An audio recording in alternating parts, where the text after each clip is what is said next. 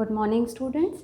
आज हम पाठ 9 रुबाइयाँ का अध्ययन करने जा रहे हैं और इस पाठ के शायर या कह सकते हैं कि कवि हैं फिराक गोरखपुरी। फिराक गोरखपुरी एक जाने माने शायर हैं और आपका वास्तविक नाम रहा है रघुपति सहाय फिराक। रघुपति सहाय फिराक यानी कि फिराक गोरखपुरी अपनी गज़लों के लिए जाने जाते रहे हैं और आपका जन्म गोरखपुर में हुआ और शायद इसी कारण आपने गोरखपुरी सरनेम को अपनाया है। इसके साथ साथ अगर हम बात करें उनके संदर्भ में तो आप सोवियत लैंड रूस नेहरू पुरस्कार से भी सम्मानित हैं और उसके साथ साथ आपने हिंदी साहित्य अकादमी और ज्ञानपीठ पुरस्कार भी प्राप्त किए हैं। फिराक गोरखपुरी जी की कविताएं या कह लीजिए उनकी गज़लें आम जनजीवन से भी जुड़ी हैं और आज जिस विषय के बारे में हम चर्चा कर रहे हैं रुबाइयाँ, आइए उसके अर्थ के बारे में जानकारी लेते हैं। रुबाई शब्द मूल रूप से उर्दू और फ़ारसी से ताल्लुक़ रखता है या ये कह सकते हैं कि रुबाई का शाब्दिक अर्थ है उर्दू और फ़ारसी का एक छंद अर्थात एक लेखन शैली जिसमें ये बताया गया है कि इसमें 4 पंक्तियाँ होती हैं। पहली पंक्ति, दूसरी पंक्ति और चौथी पंक्ति में तुकबंदी होती है, लेकिन तीसरी जो पंक्ति रहती है वो स्वच्छंद रहती है, स्वतंत्र है। तो ये था रुबाई का शाब्दिक अर्थ। साधारण शब्दों में कहें तो रुबाई यानी कि 4 चरणों का पद्य। इस पूरे पाठ में या कह सकते हैं कि फिराक गोरखपुरी ने जो यहाँ रुबाइयाँ ली हैं उसमें हम 5 रुबाई पढ़ने जा रहे हैं। इन 5 रुबाइयों में आपके सामने जो प्रस्तुतिकरण दिया जा रहा है वो उनका सार है। प्रथम रुबाई मैं आपके सामने प्रस्तुत करना चाहूँगी जो इस प्रकार है। आंगन में लिए चांद के टुकड़े को खड़ी, हाथों पे झुलाती है उसे गोद भरी, रह रह के हवा में जो लोका देती है, गूंज उठती है खिलखिलाते बच्चे की हंसी। फिराक गोरखपुरी या कह सकते हैं कि शायर ने इस रुबाई में, इस काव्यांश में एक छोटे बच्चे और उसकी प्यारी माँ जो है उनके बारे में वर्णन किया है। माँ का जो वात्सल्य भाव होता है बच्चे के प्रति उसका उन्होंने सुंदर वर्णन किया है। शायर कहते हैं कि माँ घर के आंगन में अपने चांद के टुकड़े के समान सुंदर बच्चे को लिए खड़ी है। हर माँ के लिए उसकी संतान चांद जितनी ही खूबसूरत होती है और जिस तरह से इस धरती का हिस्सा हम लोग हैं उसी प्रकार से ये बच्चा अपनी माँ का एक हिस्सा है, इसलिए यहाँ पर उसे चांद का टुकड़ा कहकर संबोधित किया है। तो शायर कहते हैं कि माँ आंगन में चांद के टुकड़े को यानी अपने बच्चे को लेकर खड़ी हैं और उसे हवा में लोका दे रही है। लोका देने का तात्पर्य हुआ उछाल उछाल कर उसे खुश करना, उसे उसका मन बहलाना। तो जिस समय माँ हवा में बच्चे को यानी नन्हे से शिशु को लोका देती है और ऐसे में तभी शिशु खिलखिलाकर हंस पड़ता है। शिशु के माध्यम से माँ का प्रेम भी यहाँ प्रकट हुआ है और शिशु का प्रेम भी माँ के लिए प्रकट हुआ है। जैसे ही शिशु हंसने लगता है उसकी हंसी से वातावरण गूंज उठता है और पूरे घर में उस नन्हे से शिशु की जो मुस्कुराहट है, उसकी जो हंसी है वो हंसी मानो खिलखिलाने लगती है। तो मूल रूप से अगर हम बात करें तो प्रथम रुबाई में जो शायर हैं उन्होंने शिशु के सौंदर्य को दिखाने का प्रयास किया है और उसके साथ साथ माँ का ममता का जो भाव है उसे भी उन्होंने यहाँ मूल रूप से प्रतिपादित किया है। तो इस तरह से एक माँ जिस समय अपने बच्चे को हवा में उछालती है और पुनः उसे थाम लेती है, उस समय बच्चा भी खिलखिला उठता है, उसे कोई डर नहीं रहता, उसे इस बात की एक निश्चिंतता रहती है कि मेरी माँ मुझे हर परिस्थिति में थाम लेगी, मुझे कहीं कुछ भी होने नहीं देगी।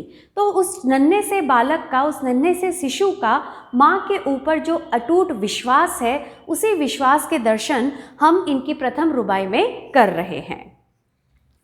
आगे बढ़ते हैं और दूसरी रुबाई की तरफ चलते हैं। दूसरी रुबाई में शायर कहते हैं कि नहला के छलके छलके निर्मल जल से उलझे हुए गेसुओं में कंघी करके किस प्यार से देखता है बच्चा मुंह से जब घुटनियों में लेके पिन्हाती है कपड़े।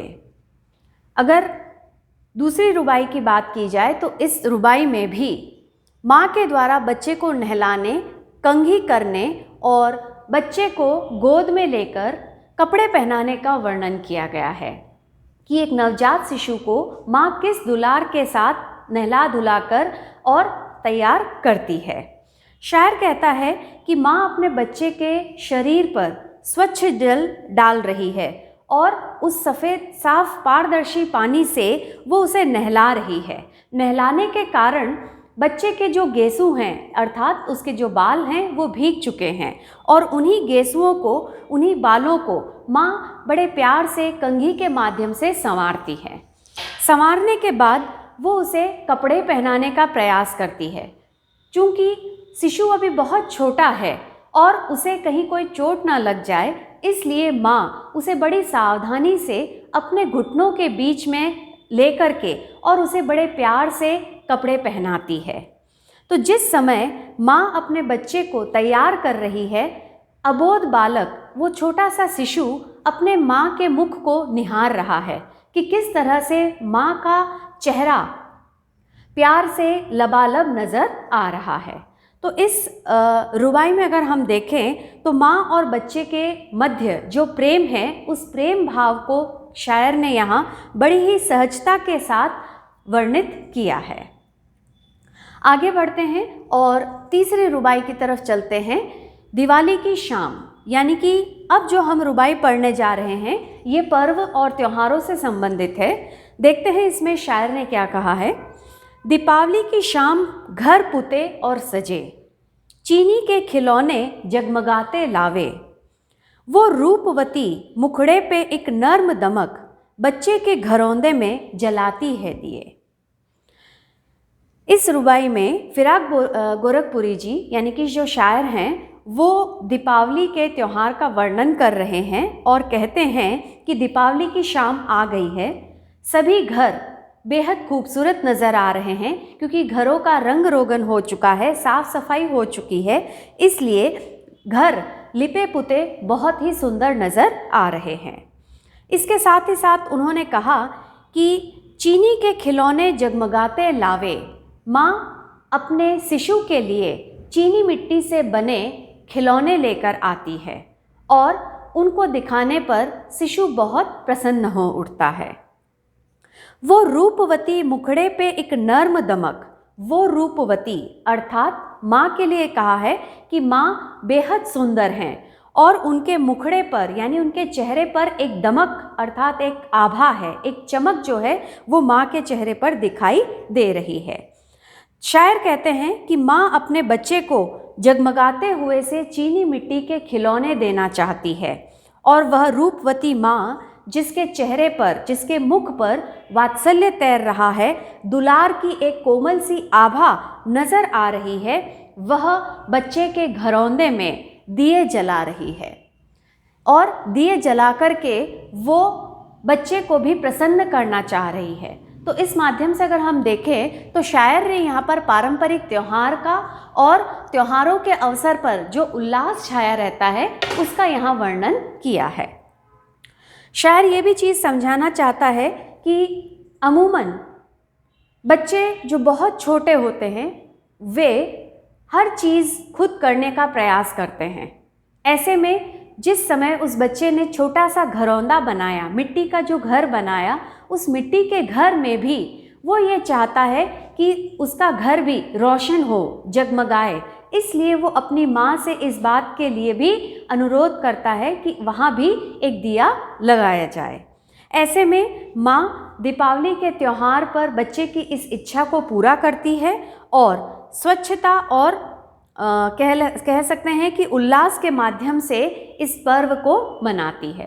तो इस तरह से हमने देखा कि फिराक गोरखपुरी जो हैं वो इस रुबाई में दीपावली के पारंपरिक उल्लास का यहाँ पर चित्रण कर रहे हैं। आगे बढ़ते हैं चौथे रुबाई की तरफ, जो इस प्रकार है।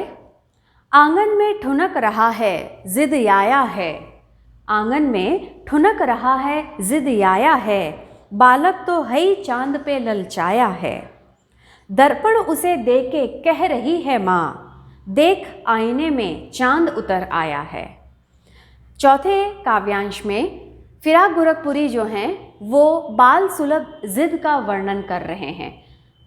अगर हम इनके बारे में चर्चा करें तो इनमें देखने से ऐसा लगता है कि वे कहीं ना कहीं बाल मनोविज्ञान को भी यहाँ पर दर्शा रहे हैं। अपनी रुबाइयों में उन्होंने बच्चों की जो मानसिकता होती है, छोटी छोटी जो चीज़ों के लिए वो जिद करते हैं, उनको भी यहाँ पर फिराक गोरखपुरी ने बखूबी बताया है। शायर कहते हैं कि आंगन में ठुनकता हुआ बालक चांद को पाने की जिद कर रहा है, क्योंकि अबोध उम्र का है, ना समझ है, इसलिए चांद उसे एक खिलौने जैसा लगता है और वो आंगन में ठुनकता हुआ, झूठ मूठ का रोता हुआ सा घूम रहा है और माँ से क्या कहता है कि उसे चांद का खिलौना चाहिए।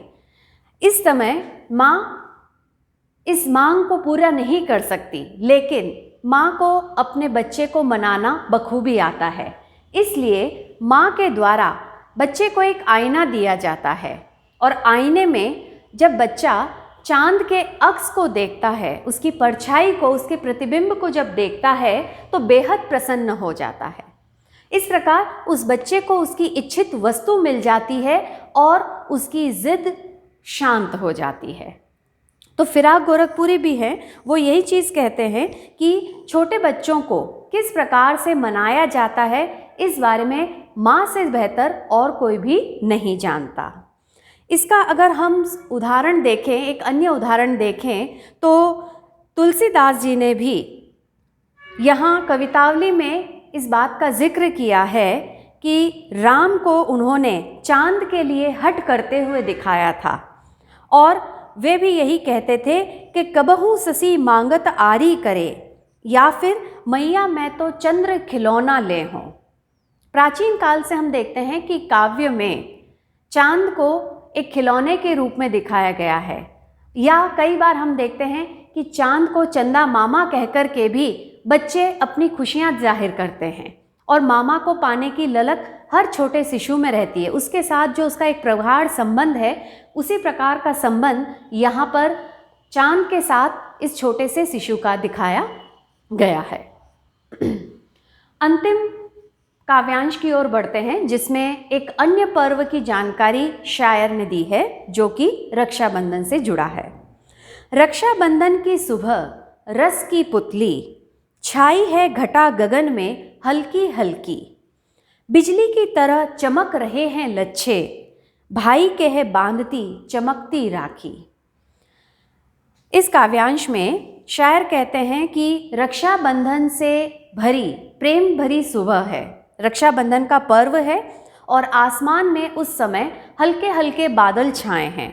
चूँकि रक्षाबंधन श्रावण मास में आता है, जिस समय मौसम थोड़ा खुशगवार भी रहता है, तो उसी की यहाँ पर उन्होंने बात की है कि हल्की हल्की बदली छाई है और तभी एक छोटी सी बच्ची अपने भाई की कलाई पर राखी बांधने के लिए आतुर नज़र आती है।